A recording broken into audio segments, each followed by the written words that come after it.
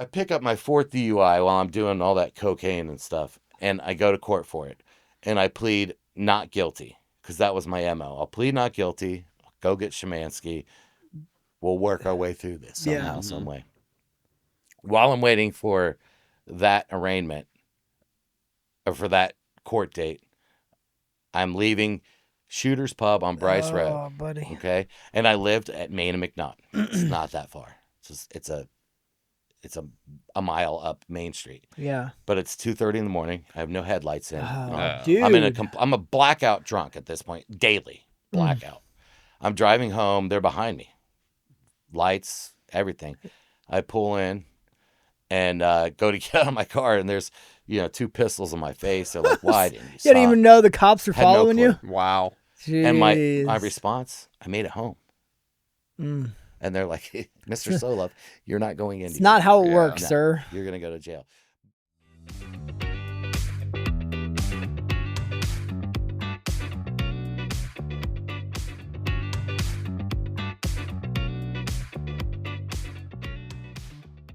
Hey, Lou, I've got a story I want to share on the podcast. How do I do that? Well, you can email us at getagrippodcast614@gmail.com or fill out the form filling our link tree. What about if I just want to show our boys some love and support the podcast? You can follow us at official Get a Grip Podcast on TikTok, Instagram, or Facebook to follow our short clips, or YouTube, Spotify, Apple Podcasts for our long forms. We're also on iHeartRadio. We're everywhere. What about a behind-the-scenes look at Get a Grip Podcast? Snapchat's the place for that. I heard all the kids are doing it. Smash that like button and subscribe. Boop. All right, and we're back. Lou. Hey, I'm back as well. Buddy. Sporting some hardware there, I see, man. Yep. Yeah. Couple burns. Did, Nothing's going to stop me, though. Nah, it's 3rd degree Lou now. Third degree Lou. Make sure we get t-shirts made. Anyway, we're here with Ben Solove. Ben, you came highly recommended by one of my clients. They heard your lead. He's like, "Bro, you should probably get this guy. He's good." Wow, that's and cool. and then I call you. Then you tell me all this extra cool shit. I was like, "Oh, so thank you for coming on, brother. We very, very much appreciate it. I appreciate you. So we generally start with childhood and Sure. see how Ben got to be Ben. I was born a poor black child. Oh no, wait, that's the opening line from The Jerk. So I thought that was the Which Constitution. ironically would have been a great name for me. Steve Martin. Yeah, Steve Martin. Yeah, great movie. Great movie. Born right here in Columbus, Ohio, way back in the early 70s. I'm an old guy. And yeah, childhood. So my dad and my mom divorced when I was probably about 4 years old. And knowing what I know now, I think a lot of that has to do with some of the trauma I had as a child. Yeah. In general, my childhood, from the outside looking in, was pretty decent. My pops was a successful professional and was able to provide for us. I never went, with needing anything. So that was cool. But my mom just took off, basically. And I had a relationship with her. She was kind of like... you mean left the house for good? Mm-hmm. Wow. Yeah. So Dad had me and my brother. My brother was 1. I was 4. Dude. And he raised us. And Mom was... we'd see her on the weekends. Some occasion we'd stay for a week with her or whatever. But, sure. Where's she going? Like, what's the... They split. She stayed here in Columbus for a while. She ended up remarrying and moved to Boston, and then she moved back to Cincinnati, and so she was all over the place. But yeah, so I mean, there's abandonment right there, Yep. and that's something that stuck with me, and it's still in there. I mean, I've been sober 19 years now, so I've done a lot of work on myself, but I know that there's that abandonment. Oh yeah, always in the back there. Yep. And then my pops, he's another one. My dad did the best he could for me. He is an attorney. He's retired now. But, for instance, I would bring home a grade card with 5 A's and a B. And we would spend the whole time talking about that B, man. So, and he was always like, "Did you study enough? Did you, So what he was doing was trying to encourage me to be a better student, a better person. But I think what he did... I say, little does he know. Right. Is that in my brain, I'm not good enough. I'm not Right. good enough. I'll never be good enough. Yep. I'm not good enough. I'm not good enough. And that's something I've had to fight with for years. But I mean, pretty normal childhood. I had buddies. I played a lot of sports growing up. in the neighborhood. We were always out there playing wiffle ball or basketball or football or whatever. Played in little league sports. Went to summer camp every year up in Wisconsin, which was a blast. I absolutely love summer camp. Sounds fun, yeah. It was a lot of fun. Made a lot of great friends up there. Was introduced to my favorite band, the Grateful Dead, up there. That's another story, but yeah, pretty typical childhood from the outside looking in. But I do remember, even as a young, in elementary school and really all throughout most of my adulthood until I really did some work on myself, that feeling that a lot of addicts and alcoholics talk about of inadequacy, not being, I wasn't cool enough, I wasn't good looking enough, I wasn't outgoing enough, I wasn't smart enough. It's so funny because you can reverse that now, and I have imposter syndrome nowadays. Yeah. Where it's like, do I belong here? Should I be here? I'm not good enough to be here. Like, it's imposter syndrome. Yeah. And I still struggle with that, but I'm aware of it today, which is cool. That's the big difference. But yeah, I just felt like I was different than everybody else. I really did. And yeah, until I had that first drink, and at that point, then I was, the funniest guy in the room and the best looking guy in the room. And I was cool. I was one of the cool guys, When does that first drink take place? So that's a crazy story. It's interesting, and it kind of goes along with, it kind of sets the stage for how my drinking and using was. So I was 13 in summer camp. And I loved that summer camp, as I mentioned. I was 13 years old, and I knew I had to come back early from summer camp, a week early, and I was kind of pissed off about it because I was a selfish little bastard. But my aunt was getting married. It's what was happening, and I should have been happy. How dare she? Yeah, how dare she ruin my summer, right? So I come home from summer camp, and we have the wedding and the reception, and so I was sitting at the table with the older cousins. I got promoted to the older table. The big boy table. Right, the big boy table. And they were bringing around champagne. It's a wedding. And so they poured me a glass. I drank it, and I was like, wow, this is fun. I like that. I like the way it tasted, the bubbles, everything, how it made me feel. And they kept coming and asking if I wanted more. And I said, yeah, give me more. I'll take some more of that. And I don't remember a whole lot of it, but what I've been told is I was having a great time on the dance floor, I bet dancing you were, around, having bro. a blast. What I do remember is my pops coming over to wake me up when I had my head on the table, passed out, right? And he grabs me. He's pretty annoyed, This is his sister's wedding. And he's like, come on, let's go. We're getting out of here, And he's walking me out of the room, and the room's spinning like a freaking roulette wheel, right? And my grandfather, the father of the bride, is kind of walking in front of me, I think probably trying to run interference, to keep people from seeing me. Yeah. And I proceeded to puke all down the back of my grandfather. I knew that was coming. I knew that was Grandpa. Crazy, right? I knew Poor it. grandpa. So it was embarrassing. But so with my first drunk came obsessive drinking. I blacked out. Yeah. I did something embarrassing. And I had to apologize to my grandparents. They lived 1 block away from us. So Not a good start. Yeah. Not looking good. And I remember going over to their house, and I was nervous. I was a 13-year-old kid. I loved my grandparents, and I was embarrassed. And Are you going to come clean that you were drinking and that's why you threw up? Or are you just going to like, hey, sorry for puking on you? just sorry for being. They probably knew I was drinking, but I think they assumed that I would not Drink that overdo it. much. Yeah. Little did they know.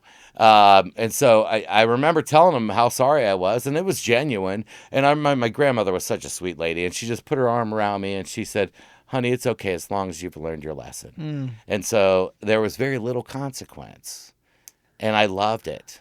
And I couldn't wait to do it again because it There's felt so no consequence, amazing, really. and very little consequence. Your dad, who's a lawyer, didn't ground you for. I'm sure he did. Yeah. I remember him throwing me in the bathtub when we got home, fully clothed, and just he was pissed. But he also kind of probably chalked it up to, well, the kid didn't know what he was doing, and whatever. Sure. It's all good, everything's cool. But that was like a pattern for me until the consequences became serious consequences. But for me, that was like it changed me. So you found your calling in life, right? For sure. Yeah, feeling normal. That was it. I was cool. Are you regularly drinking after that? You go For the chasing most it? part. I mean, it didn't really start until high school, but 13, you're like 7th grade. Yeah. I was dabbling around with, I had buddies that, smoke a little weed, and we go do that, or, maybe steal, my dad was one of those ones. He had a full liquor cabinet. Yeah. And he rarely drank. You know, he may have friends over and he would like, oh, let's have a scotch or whatever, you know, once in a blue moon, something I can't wrap my mind around. And so, you know, like other kids, you know, I'm sure you guys all did the same thing. Pull the You'd water drink, trick. put Water it down, Yeah, yeah. exactly. So I'd Yep. do that, you know, but it wasn't anything serious, just having fun as kids. And, you know, like I said, smoking a little weed and running around and acting like fools. But, yeah, so yeah, I got through middle school. When I was in middle school, there's the imposter syndrome that we were talking about. I was a pretty good basketball player, all 5'7" of me, believe it or not. And I played a lot in summer camp and got to be really good. And so I'd play with my buddies here, and I went to Gahanna. And I was in middle school, and I'd play with my buddies all the time. And they're like, why don't you try out for the team? This is like 8th grade. I'm like, you guys are great athletes. So in my mind, they were tremendous athletes. I wasn't good enough. You know, there I Yep. go, back to that. I'm not good Yep. enough. And so I said, all right, I'll try out. And I made it. And I'm like, whoa, what am I doing? You know? Were you shocked? I was. I didn't expect to make the team.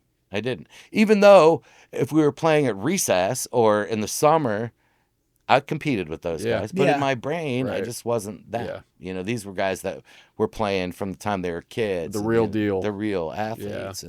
And to me, I was not. I was just trying to hang out with these guys because I Yep. thought they were pretty cool. And I liked to play basketball. So, you know, that happened, and I thought, oh, maybe I can play basketball. And I got into high school and freshman year. Now, I was 5'7" in 7th and 8th grade, so I was a small forward on the team, right? And then I stayed this height, and everybody kind of shot past He didn't me. peak. And Yeah. they're like, now you're a point guard. I'm like, yeah, my handles are usually not that great.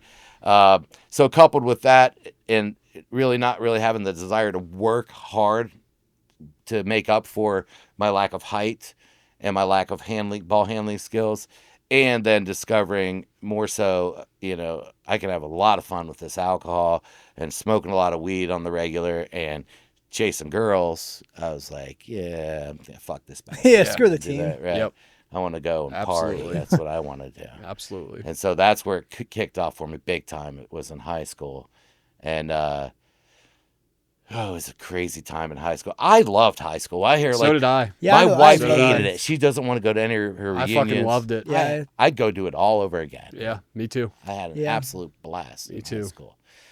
In fact, my senior year, they have all the votes. You know, you vote for most popular, best looking, blah, blah, blah. I won best partier. Okay. And I got sober at 35 years old. And if we were all at the bar when I was 33 and partying together at the bar, and I said, come on back to my house afterwards, we'll go, you know, do some drugs and drink and whatever, I probably would have whipped out the fucking The yearbook, yearbook. just to show you guys I was, you know, Like, check this out. all those years later. I was so proud of that. Still hold the title. Yeah, Yeah. so proud of that. Man. But that was my high school. I was a sports editor of the high school paper, which I loved, and I did well. I got good grades. I didn't have to try real hard. I'm a Yeah. pretty smart guy, and it was just pretty easy for me. And I'm interested in history and, you know, math. I don't care, but I was interested in like history and even some science, and I love to write, and so it held my interest. So I did well with it and enjoyed it. And then my goal then, I went immediately into Ohio State University to become. I was going to be either a journalist, like a newspaper. I envisioned myself writing. I love music and I love sports. So I was either going to write, at the time, the big ones were Sports Illustrated or Rolling Stone magazine. Yeah. Or I was going to be a radio jock. That's what I wanted. I loved music and I wanted to do that. And so I went to Ohio State University in 1990, and I lived in Dracut Tower, one of the dorms over there. Okay. And I figured out the withdrawal date for each. Back then they had quarters. Now they have semesters. Back then they had, you know, fall, winter, Yep. spring, and summer quarters. And so I figured out what the withdrawal date was, and I would just withdraw before that date ended. So you don't get an F in the class. You don't fail the class. You just get a W. And again, me being selfish, is Dad's money. Yeah, So who what do I cares, care, right? Right? And I partied like a freaking rock star at Ohio State University. One of my favorite stories I like to tell, I remember as a freshman, these upperclassmen came and knocked on the dorm room door, and they were pitching the Ohio State University Ski Club, which is not a sanctioned club at Ohio State, right? Okay. Party club, Gotcha. essentially. Gotcha. So, but I don't ski. I hate the snow. I can't stand snow to this day. And they're like, join the ski club. I said, I don't ski. And they're like, well, hang on. Let us tell you about the ski club. And I'm sure they told me some really cool stuff that the club does. But what I heard is that you pay $20 for the year for a membership. You get a little membership ID card back then, just an ID card. And every Wednesday night, there was a bar called Fletcher's on High Street. You go to Fletcher's, show your ID card, you get in with no cover because you're a member of the ski club. That's ski club night. And then they had the main bar, but then in the back they had a bar. And the ski club would supply a couple kegs for the ski club only, and we could drink for free. It's convenient. Sold. Now, again, I'm not a math major, Yeah. but I'm like $20 for the $20. year, free beer every week. I'm in. Yeah. And so I was a proud card-carrying member of the It's a great Ohio investment. State. It is, and I've to this day I've never snow skied. I was gonna ask, did you guys ever go fucking skiing I've at one never- time? They probably did, I'm sure. Just All there. I did was go every Wednesday night. There for the That beer. was worth the $20 to me. Yeah. Literally, that's Yeah. what I heard, and that's what I did. You see any good games? You go to the games while you're over there? Yeah, so I was at Ohio State. Yeah. So I was a freshman the same year that Robert Smith was a freshman, Okay. a running back, if you guys remember him. He went on pretty good pro career, mostly with the Minnesota Vikings. But he was in pre-med. We used to call him Dr. Bob. But his freshman year, he broke Archie Griffin's rushing record at Ohio yeah. State. Okay. And I was there for those games. And that was also in basketball. That was the early years for Jim Jackson and Mark Baker and Treg Lee and Perry Carter, this team that went on Chris Gent. Some of the people listening will probably remember that. They went on to a Final Four team. Oh, And wow. we're pretty good. And I used to Damn. see Jim Jackson there. Perry Carter, I remember seeing him come out of when I would occasionally go to class, he would come out of one of the buildings and he was just freaking massive, dude. He They took up are. the whole double door. They are, dude. Huge, Those 6'9". Basketball massive players are human fucking being. huge. Yeah, 6'9". but at Ohio State, there was a guy who lived across the dorm from me. His name was Ryan. And then this hippie chick who lived upstairs from me, and her name was Claire, but everybody called her Honor. And so this was how we thought. They both partied like I did. And we're like, we'll sign up. Let's take Classics 222. It's a Greek and Roman mythology class. Everybody takes it. And it's a lecture hall with like 200 people in it, right? So they don't take attendance. They don't give a shit about that, So, but it was like Monday, Wednesday, Friday. So here's our thought process. I'll go Monday, you go Wednesday, you go Friday, and we'll share notes. Mm-hmm. But none of us ever went to Nobody ever. class, right? Damn. So into my third spring quarter there, I get a letter from Ohio State saying, dude, you got to go. I mean, you keep just withdrawing. You can't live in our dorms and just party up and down High Street Right. and not go to classes. That's not how this works. And so they kicked me out of Ohio State. Damn. And it's ironic because I work at Ohio State right now. Yeah, it's full circle, I manage right? I manage the big dining hall there, and I literally sit at my desk, and there's a window here, and I look out my window, and there's Dracut Tower. Really? Pretty crazy. That is crazy, right? Isn't it crazy? Yeah. So And, have you dabbled in anything else other than like some pot and some alcohol oh jeez, yeah. at that everything. in college? So yeah, in college, yeah, we did. I did cocaine. Was probably the first time I tried it was in college. I don't ever remember doing it in high school. That doesn't mean I didn't. I mean, high school was insane. Parties and Yeah. keg parties and girls and like it was. I was a blackout drinker. By the time I left high school, knowing what I know now about alcoholism and addiction, I was a full-blown alcoholic and addict by the So time was- I left. No high school. shit, There's no yeah. That's question about exactly it. what I tell people too. There's dude. no question. I mean, I'm on the I same didn't page know with that you. then. Now, Yep. there's no doubt. Yep. They talk about crossing that line. I don't know when I crossed that line, but it was before I graduated. high It was school, for early sure. on. So yeah, I mean, I dabbled. It's possible I did coke in high school, but I don't remember it. So as soon as I got kicked out, my dad, being a good dad, is like, "Well, college isn't for everyone, kid. Go get a job."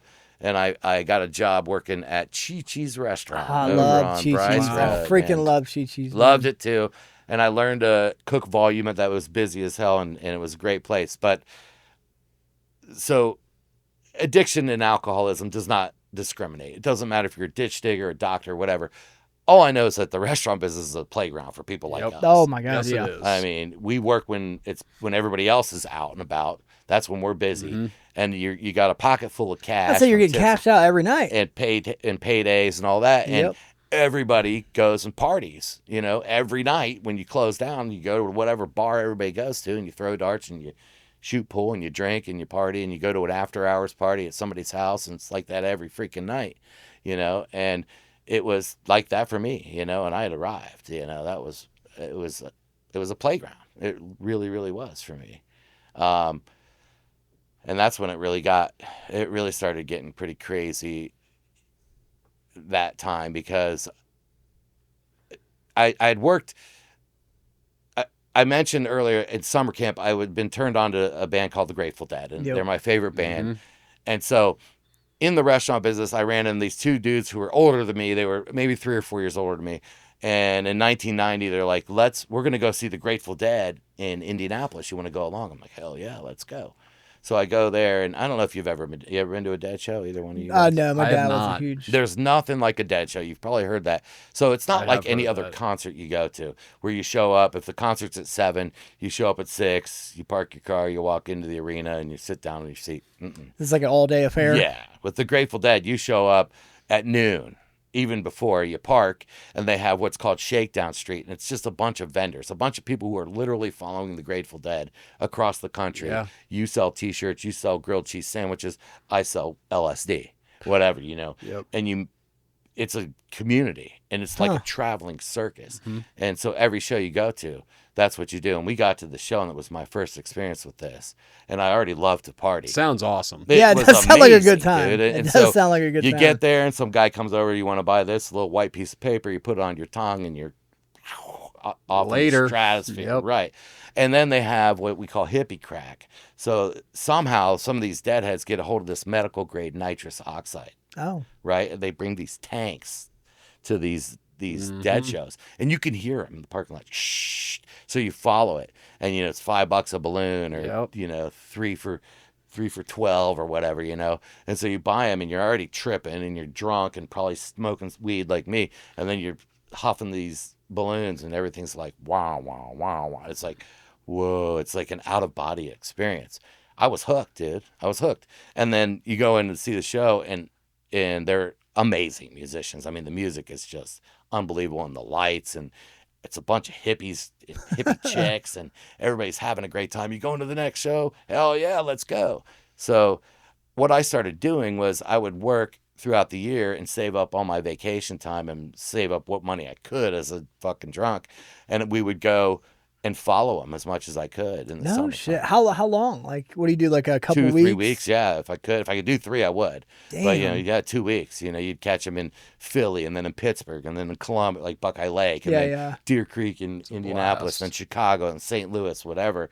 And it's just a 2-week party. You have no idea. I didn't even know what city I was in half the time. Yeah, St. Louis. Hey, Ben, we're in Chicago. Whatever. Yeah. Right. Great. And it's just, eating sugar cubes that are dosed with liquid acid, Yep. and, smoking whatever anybody had, and drinking whatever you can, and just, it was not eating mushrooms. Has your dad questioned your life choices yet in life? Because you're, dropped out of college, working at Chi So Chi's. he kind of did. I mean, he encouraged, here's the thing, like many good addicts and alcoholics, I worked 2 years for Chi Chi's, okay? But then I left them, and I went to Max and Irma's. And I worked 10 years for Max and Irma's. Okay, so you held So a I was a job. good employee. Yeah. And I was good at my job, but I was really good at partying too. But what could he say? I'm a grown ass man. Right. Yeah. And I'm paying my bills best I can. Yeah, you're not living with dad. No, right? I'm, Okay, I'm so living you're in an out on your apartment own. with 3 buddies or Okay. whatever, in basically a frat house, having Harry Buffalo parties every night. And I remember a Bob Marley party we had on his birthday at house, and there must have been 30 of us with hookahs and all kinds of stuff and bongs. I've never heard that many people choking, like coughing. At one time. I can still remember it. It was pretty crazy. But yeah, it was absolutely nuts. So was he openly questioning my lifestyle? On occasion, he would say something. I mean, in his brain, he was probably like, what the hell's wrong with this kid, right? Probably so. But my dad was, and again, his intention was probably in the right place, but he was a classic enabler, you know. I would call him, he had money, and I'd always make up stories, you know. Dad, I'm about $100 short on my rent and bills, you know, this came up, I missed work because of this or whatever, and he would give me money, you know, and help me out. So yeah, I started partying like crazy. And then I got married. I met a girl at Max and Irma's when I was working there, and we got married. And so this is another great story. Our wedding. So we have this big throwdown wedding out down near Hocking Hills. We rented out this private campground. Nice, To have the yeah. wedding there. It's beautiful. Hot tubs, cabins, live band. We'd had this band. They were here in Columbus called Local Color. They were a Grateful Dead cover band, right? She's a hippie, I'm a hippie. We have all these people. We have the band come out and play for us live. And we had a cash bar, right? But about, I don't know, you know, a few hours into the actual party, it was one of my friends bartending. And I said to her, you made some money? She's like, oh, hell yeah. It's all of my friends that are here, you know. Yeah. They tip me fat. I'm like, all right. So I grabbed the microphone. I'm like, open bar, everybody help yourself. Damn. Right? So the party's on. We got the hippie band. People are tripping, partying. And my brand new bride and I go to our cabin that we had to consummate our marriage, right? Mm-hmm. And we're in the cabin. All of a sudden, somebody's pounding on the door. I'm like, what? Leave me alone. You know, what the hell's going on? They're like, there's a fight. I come out, windows getting smashed into cars. Like, people just got completely wasted and are throwing down at a freaking hippie. At a wedding. Yeah, at a hippie wedding. Insane. But that was, to me, it was like, It's a I good was we- annoyed, It's a good wedding. but it's a party. like, yeah, It's a that's story. part of the Yeah. part of the life, The right? lore. Man, You know, looking back now, I'm like, dude, that's insane. that's right? insane. Yeah. But to me, yes, I was annoyed at a couple people who I knew kind of started this whole thing. And to be honest with you, if you ask me now what started it, I don't even remember. It was back in 1995, so I don't remember. But I just remember thinking, Yeah. so what, Yeah. right? Yeah. And so I lived with her, and we had my son in 1997. He was born, and I was the worst husband ever, as you could probably And I'm imagine, assuming you're drinking the whole time. the whole time. Okay. She liked to party a little bit, but she was like pretty serious about being a mom and all that stuff. And I'm like partying, you know, Full steam full ahead. on. And loyalty to my wife meant nothing to Yeah. me, you know. I'm cheating and partying and whatever. So finally she wised up and was like, yeah, you got to go. And I remember thinking, you know, instead of, man, I really screwed that up, I was like, finally, I can live my life the way Yeah, I I can want to. do what I Free. want Right. now. Right. And so I continue on in the restaurant business. And then it really that's about the time.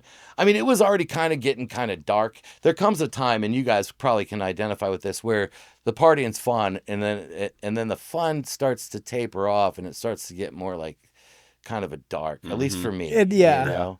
For a guy, I had expectations. You know, I came from a pretty good upbringing, and I wanted to go to college, and I wanted to be successful, and I wanted to do cool things. And now all of a sudden, all I'm doing is struggling to pay bills. It's like a train wreck in slow motion. You Slow can mo- see it happening. Right. You know it's happening, but you can't fucking stop it. You can't, like, the brake's right there. Yeah, but you You can't. could pull the can't, brake, but you're like, I don't really want Yeah, to, though. yeah. You know, I didn't really want to. No. Maybe I Or can like, just maybe I'll just wait a little chill. longer Yeah. before I. But there's no chill. Not when you're No. me. There was none. There was absolutely zero. And so at this point, I started working for another company and another restaurant. And again, I dabbled in lots of psychedelics at this point and smoked weed 24 hours a day, every day. You know, You taking psychedelics at work? occasionally. Really? Occasionally. Wow. Not very often, but yeah, once in a while we kept the remember the mini thins, the little ephedrine, pseudoephedrines. They were like little speed diet pills. They were No. speed. Okay. Well, you could get them at gas stations. Oh yeah. Okay. Well, we would get big bottles and keep them on the line. I was a line cook at first, but then I became a bartender and a server and a manager, and I went into management for all these companies. But we would just be eating those by the handfuls and smoking weed out back and working. You know, that was just how we did it. Right. Blasting music in the kitchen. It was a party the whole time.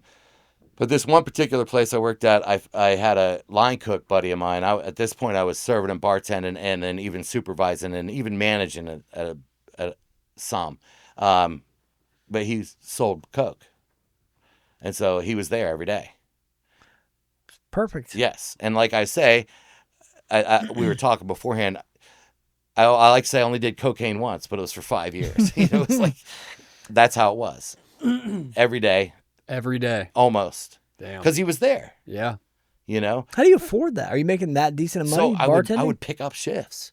I would literally pick up shifts just so I could just so buy you can coke. do do some more coke and cocaine. drink. Right. I would pick up shifts. I'd go to him and say, "Hey, dude, like just give me like a little bit, like a 20 bag to get me through." Yeah. Because I'd been up all night the night before doing it. Give me a 20 bag and get through lunch. I'll make a bunch of tips. I'll pay you for it. He's like, "Yeah, sure." He'd front me.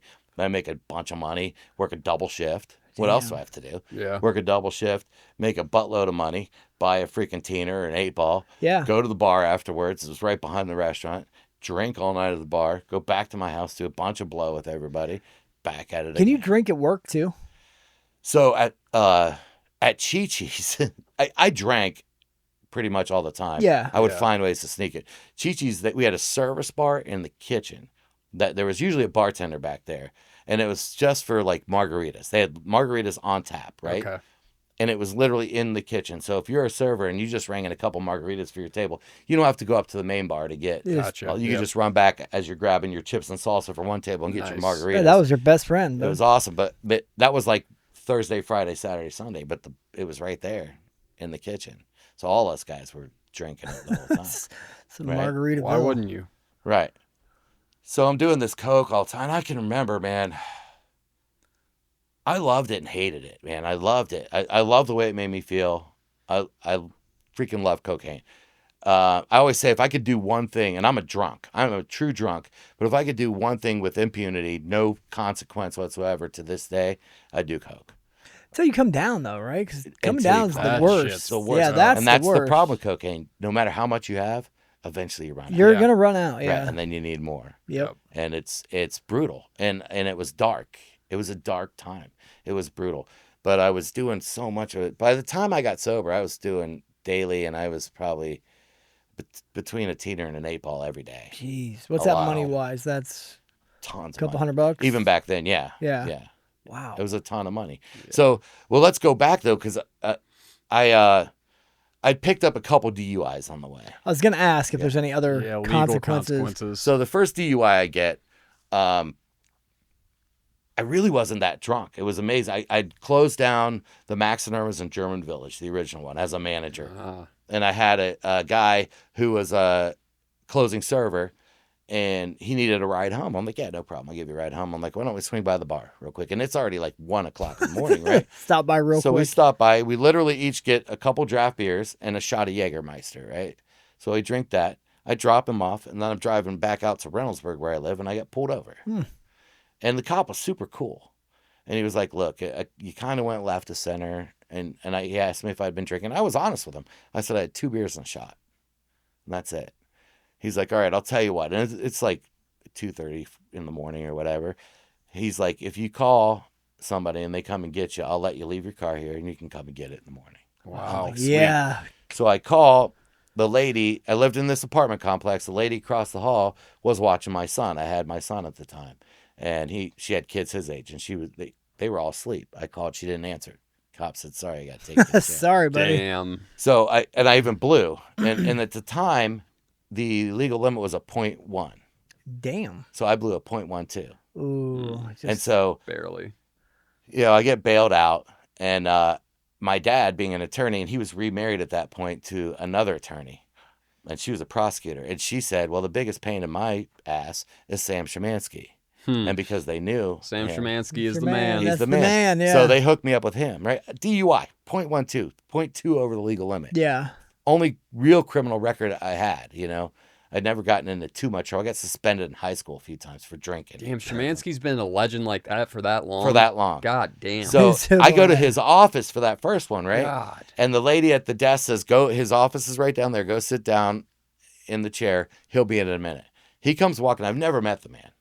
Comes walking He's in. something else, dude. He stands on his side of the desk. I'm still sitting in the chair. He leans over his desk and he looks right at me. First words out of his mouth, don't ever blow in one of those fucking machines again. That's what he said to me. And I'm like, Okay. Yes, sir. So we show up to the court for arraignment. I got Szymanski and Bill Meeks, his partner, standing there with me for a DUI. And the judge is like, what is this? Yeah, who the fuck is this guy? Why does he have this defense Who is this team? guy? Is he on Great trial defense for team. attempted murder or Yeah, something? right. What's going on?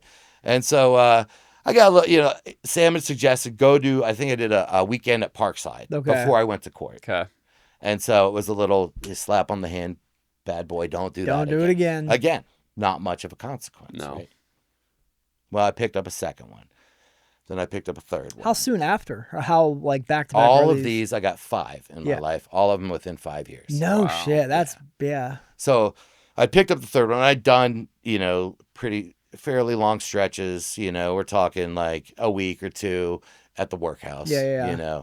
Or one time they let me do it was like 8 weekends in a row or something, so I could keep working and whatever. The judge took pity on me for Keep whatever your it was. job. Right. And this whole time I'm also getting pulled over and popped for driving with no license because I didn't care. What do you mean I can't drive? Yeah. I got keys. I got a car. Yeah. I'm going to drive. I don't care. And that's how I was living. I had reckless abandon. I didn't care how I affected anybody else. And I always think about the way I was living back then was not conducive to staying alive. Mhm. I did nothing to benefit myself at all. And so I pick up my 4th DUI while I'm doing all that cocaine and stuff, and I go to court for it. And I plead not guilty because that was my MO. I'll plead not guilty, go get Szymanski. We'll work our way through this somehow, some way. While I'm waiting for that arraignment, or for that court date, I'm leaving Shooter's Pub on Bryce Road. Oh, buddy. Okay? And I lived at Main and McNaught. It's not that far. It's a mile up Main Street. Yeah. But it's 2:30 in the morning. I have no headlights in. Dude. I'm a blackout drunk at this point, daily blackout. I'm driving home. They're behind me. Lights, everything. I pull in and go to get out of my car, and there's 2 pistols in my face. They're like, "Why didn't you You stop?" didn't even know the cops are Had no following you? clue. Wow. Jeez. And my response, I made it home. Mm. And they're like, "Mr. Solove, you're not going in. It's not how it works, No, sir. You're going to go to jail." Let me back up, though, because I'd gotten fired from the restaurant where my Coke dealer was, right? Because I had caused a scene and a blackout. They had kind of let me go on suspension, and I went to the bar and I was drinking, and I had this great plan of how to get my job back. And I went back to the restaurant and basically caused a scene. It didn't work out the way I wanted to, Yeah. And so I was all in a blackout. And so that was before I picked up my 4th one. And I'm at my apartment at the time, and I'm literally like the next day, I'm wearing a pair of shorts, and that's it. And I'm vacuuming my apartment, and there's a pounding on the door. And if you're like me, that knock. Mm-hmm. I open the door. There's 2 pistols, same 2 cops that have arrested me multiple times. And they're like, "We're here to pick you up you got 2 criminal trespass charges for showing up at a place that you were trespassing." Wow. I had no idea. Your old job. Yeah. Wow. Damn. And so he cuffs me, right? Gets me a T-shirt, cuffs me, reaches in my back pocket. He grabs my wallet out, throws it on the counter. No. As we're walking out, I'm like, "What about my wallet?" He goes, "Not my fucking problem." That's what the officer said. Because he knew I'd bond myself. Yeah. And so he took me to jail, and yeah, so that didn't look good. So I've got the 4th DUI, these 2 criminal trespasses, waiting to go to trial. You're coming up on prison time. And I Yeah. pick up that 5th And then you DUI, get number 5. Right. Jeez, Not buddy. pulling over when they're behind me. Yeah. Right. And then arguing with them. Yeah. So Szymanski looks at me at this point. He's like, "Dude, there's nothing I can do for you." He said, "First of all, it's going to cost you about 15 grand just to retain me." He goes, "Let me back that up. It's going to cost your dad about 15 grand," because he knew I didn't have that kind of money. Yeah. I'm 35 years old, and he's like, "Get a public defender. Nobody's going to keep you out of jail. I mean, it's just not going to happen." That's depressing. And hear. so you're Especially best from off. him. Yeah. Right. He'd been the guy who's saving me all Yeah. these times. And so I go to jail, and they grouped all of these charges together against me. Right. I had 2 DUIs, 2 criminal trespasses in 1 case against me. And they gave me an option to join this drug and alcohol court, which I did. Even though I still fought that, I'm like, just let me go, let me live my life. And yeah, so I went to this drug and alcohol court, and the judge, Judge Vandekar, who's retired now, Yep. a great guy. Yep. He basically said to me, "Here's the deal, dude." He's like, at that point in 2007, 5 DUIs was a felony. The fifth one was a felony. Yes, I was I'm gonna ask. facing Yep, that's the what I fourth thought. and the fifth. You're looking at prison I potentially. got lucky though, because the fourth I didn't have a conviction on yet, right? Okay. So he said, "Here's the deal." He's like, "You are gonna follow this program to a T. You're going to show up when you're supposed to show up. You're going to do anger management. You're going to do AA meetings. You're going to do counseling. You're going to take any scripts they decide you take. So much You're shit. going to piss when I tell you to piss. Yep. You're going to listen to your probation officer. If you so much as look at him or her sideways or me sideways, I'm sending you up the river for 2 years in prison. You're going to go to prison." Damn. And that's what I needed, though. Yeah. So I had that hanging over my head. But still, dude, I was still like in the workhouse where I thought they were going to name a wing after me. One time I go in there and there's a big, tall dep that would check in back then. And he looked at me and he's like, "Weren't you just in here last week?" And I was like, Been there. 2 weeks ago. Been there. Yeah, And so man.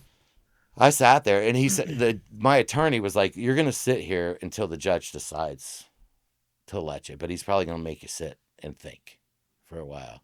And he knew what he was doing, looking back now. Yeah. And I remember sitting in there, and people say, "What was your bottom?" And this was it. It wasn't that I was in jail. I'd been there before, big deal. Yes, this was going to be a longer stay, but I wasn't in for murder or anything. I'm getting out eventually. Could be 6 months, could be a year. I don't know, but I'm going to get out. I'll be okay. But I just remember thinking, man, I can't live this way anymore, man. And I remember thinking to myself, that this is not who I am. But then I thought about it. I'm like, but this is who you are, Ben. This is exactly who you are. You don't give a shit about anybody but yourself. I was out. It's amazing that I didn't kill anybody.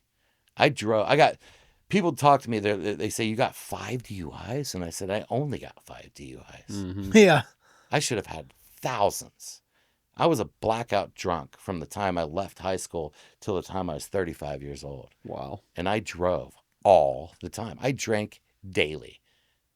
I don't ever remember. Were you a shakes guy? You had to have some in the morning to knock the shakes off? No. No? But by the time I got to that point with the booze, I was doing so much blow that I think that probably saved me from the shakes. Okay. Does that make sense? Yeah.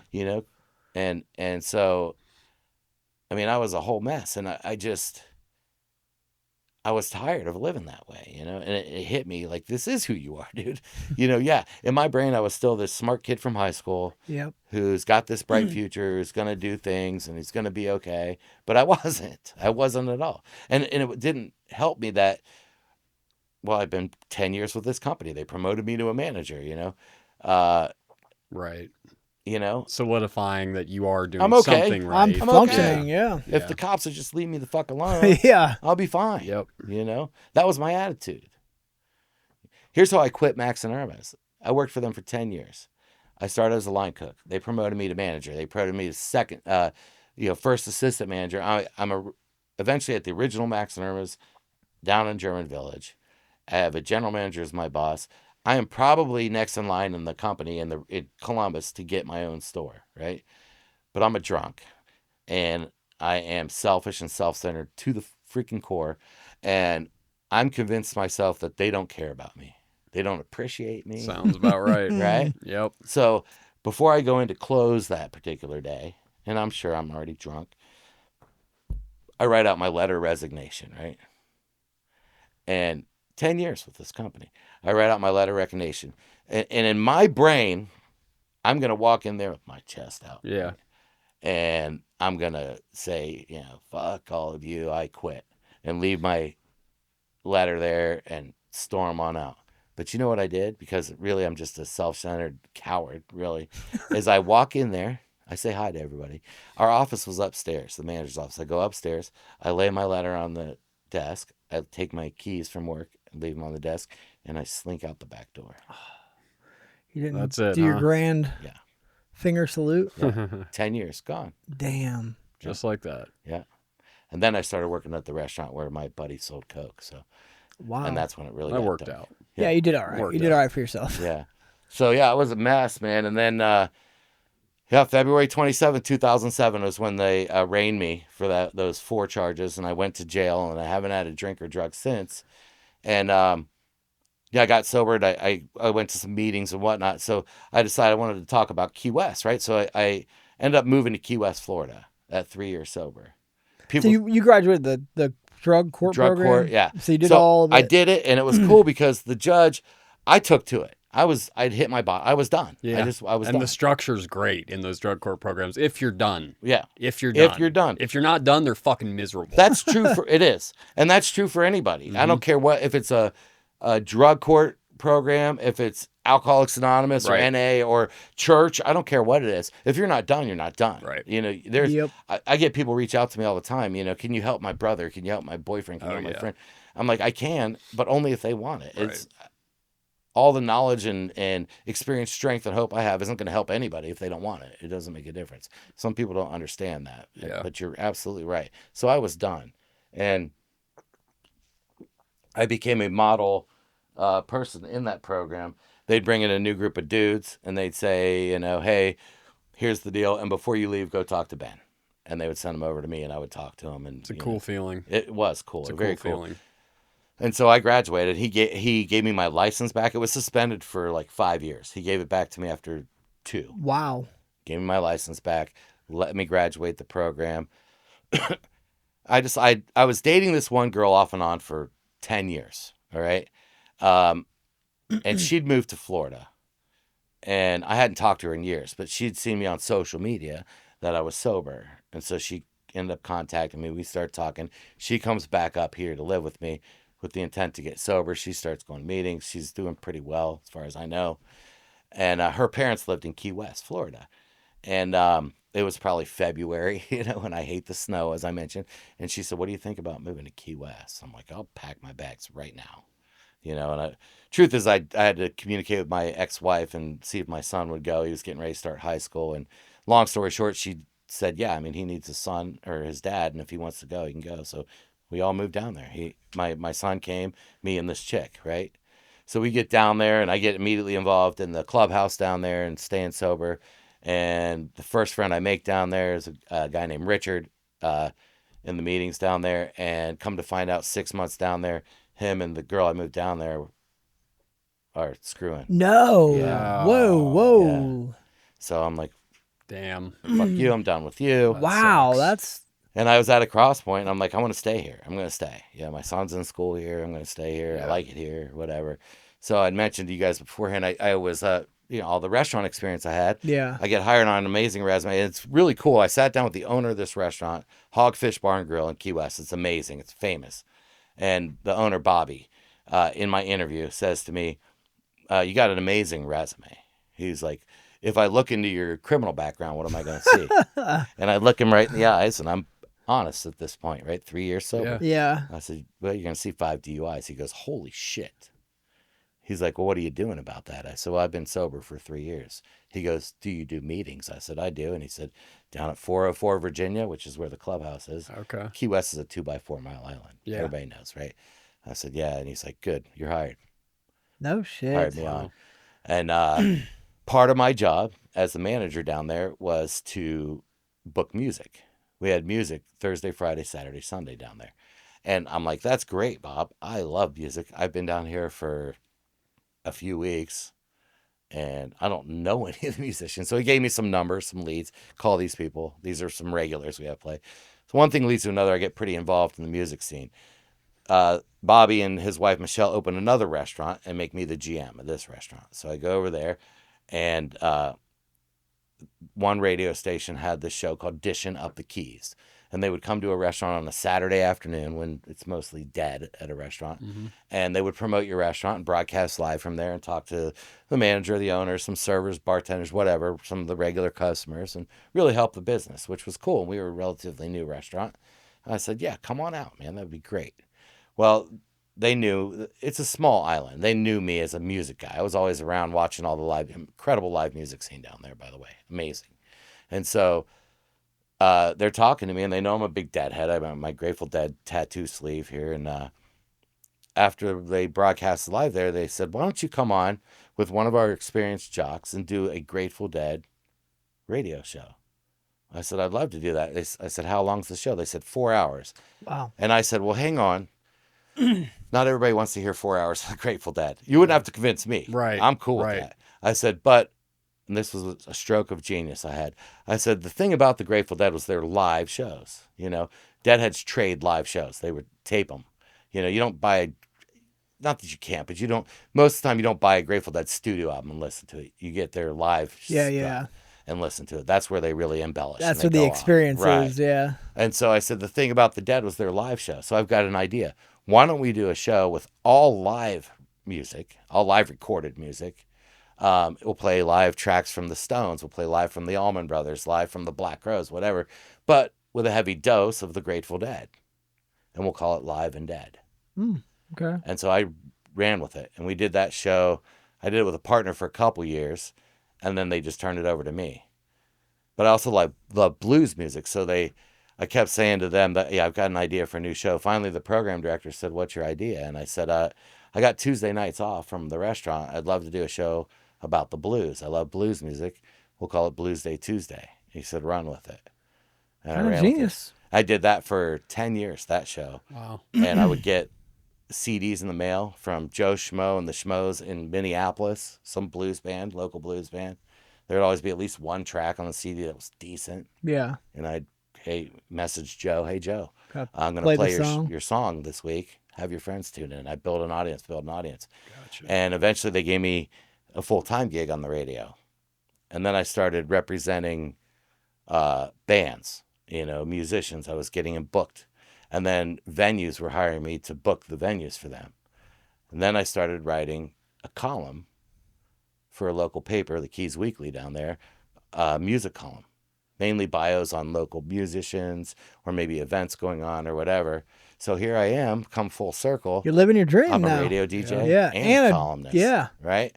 So while I'm down there, it's still, Key West is so crazy. It's insane. And I lived there sober the whole time. It's absolutely insane place to go. It is an insane party all the time. Mm-hmm. The jock that I did the Dead and Company show with, or the Grateful Dead show, Live and Dead with, he was doing a fundraiser at a local bar music venue.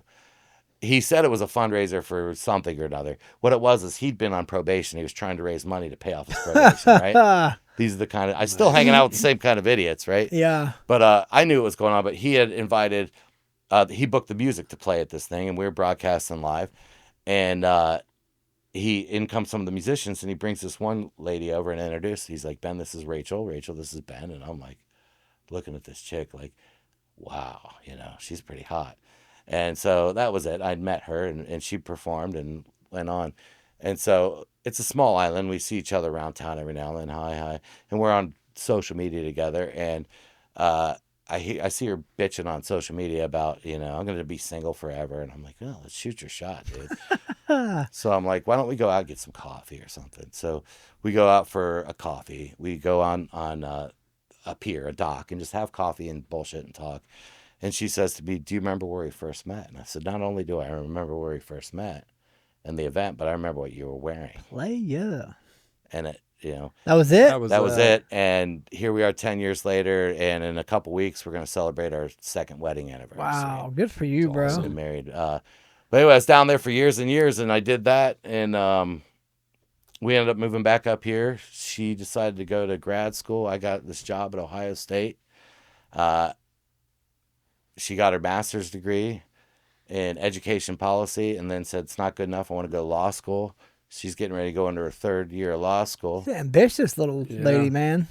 She's amazing. It's not an easy task. No.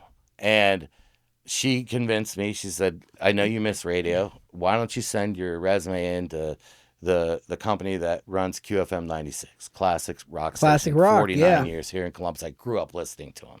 That's why I love radio, was listening to them.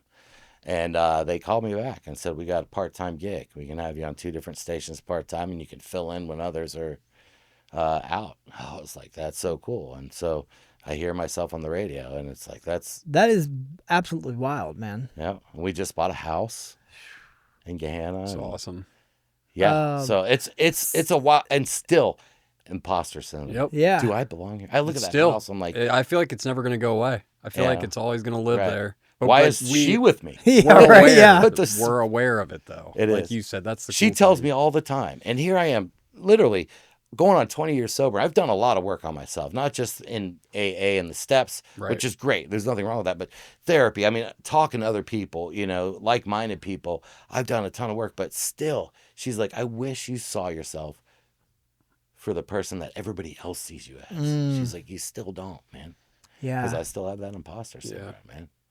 You get any good like being on the radio store? Do you take calls over there? That station, no. No? So those 2 shows it's a Saturday morning show and a Sunday night show, and yeah, I don't do any calls. I'm just a part-time person. Now, if I was on full-time, like in the afternoon, Yeah. then yeah, I would probably take some calls. Could But you see yourself being a morning guy, like a morning show guy? maybe Yeah. in the long run. What I see myself doing more so once my wife gets that law degree and settles into a job where she's making that lawyer money, and I can kind of step back. My body's getting old, man. I've been 20,000 steps Running every day. around the kitchen, The will restaurant destroy business you, is buddy. brutal. Yeah, it'll Yeah. launch you up. And so I want to step back. I'll probably still do radio. And not to say if they didn't offer me a spot, I wouldn't take it. I would seriously consider it. But I see myself doing podcasts Okay. about music. I have a bunch That's of what's ideas. next, man. That's what's next. That It's is taking the over. next radio, man. I've brainstormed some ideas that I've been brewing in my head for probably 10 years. Yeah, That I just haven't had the time right. to do it. But And it does take time and effort. That's it it. does. And so, when I have that time, then I'll do it. I have these great ideas to do. And other things within the music community, shows I'd like to put on. These cool. I put on a couple of cool shows in Key West, several actually, but I didn't even mention my brother moved from Phoenix, Arizona to Key West. He retired from Intel. He became a really talented barbecue guy. And he came to Key West, and we opened a barbecue restaurant in Key West together. It was blues and barbecue. We had live music every day, That's cool. and his award-winning barbecue. We called it the Dirty Pig, and my wife came up with the name. But the reason is I'm Jewish. My brother and I are Jewish, and pork is Can't eat unclean. Pete, yeah. So it was the Dirty Pig, is what we called That's it. pretty good. And we had live blues music, and he had his smoker, and he won. We were open for almost 2 years. He won back-to-back best barbecue in the Keys, and then COVID happened, Fucking COVID, man. and it took our legs out. And that's why at that point my wife we were kind of in limbo, and she'd been down there 21 years. She's originally from like Rochester, Buffalo area, and I'd been down there 13, and she was just tired of Key West. Yeah. She's like, I said, well, let me take you to Columbus. She'd been here to visit, but never really been around the city a lot, and she fell in love with the city. It's a great city, man. It is. We got a good one here. We do. Yeah. So I've always loved Columbus, but yeah, that's my story. I'm still. And it's like you fulfilled your dream, right? Only It's it amazing. took you a little longer to get there. Yeah, I took the long road. but Right. like, yeah, you got there. You got there, Yeah. man. That's the pretty awesome, most man. important thing. Yeah. I want to ask you a question that I ask everybody. Sure. What advice would you give somebody that's out there still using, drinking, sick and suffering? What would you say to that person? You don't have to. You don't have to. There was a lady, Victoria. She's gone now. She was amazing. She was in Key West. She was a regular at the meetings down there. She was from Montauk, and she owned a bar in Montauk, even as a sober lady. And she had this gruff voice, and she spoke with this Montauk, right? And so anytime somebody new would walk into a room, she would say, here's the good news, kid. You're off the hook. You don't have to drink ever again. And it's really, it's that simple, but it's not easy. Yeah. It's really that simple. You are off the hook. Whatever camera, you're off the hook. You don't have to do this again. You don't, but you have to want to quit. That's the key. Yeah. You got to want to quit, and you got to be willing to take some advice.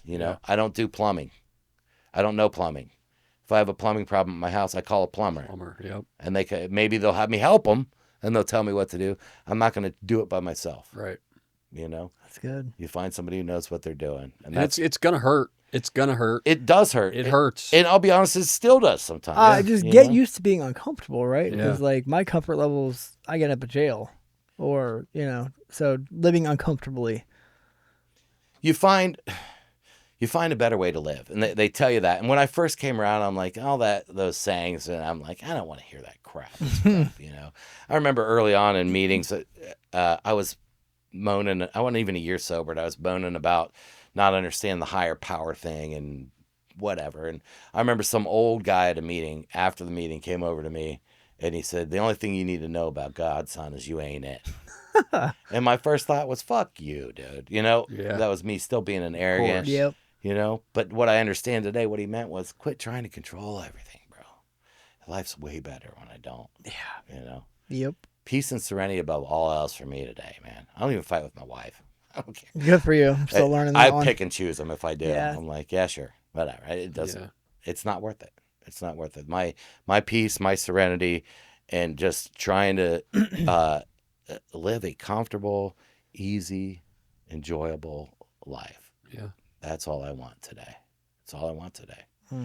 You know, I love it. Yeah. Thank you so much, brother. Yeah, Yeah, dude. Appreciate Great it. story. That was wild, bro. I appreciate you guys Yeah. having me on. Yeah. Yeah, A man. lot of great experience, strength, and hope. And I hope the audience takes away what you just said, man, because it's important. I hope so too. Even just one person, man. You know, and when you called me and said that, you know, one of your clients said, "Hey," I'm like, "Wow, see, it works. Completely, completely works. random. Yeah, completely It random. works." Yep. And if that sticks in his head or her head or whatever Then for a while, your job is done, right? great. Yep. Yeah. I've Well, done my job. Thank you very much, Thank brother. you so Thank much, you man. guys. Appreciate it. Thank you.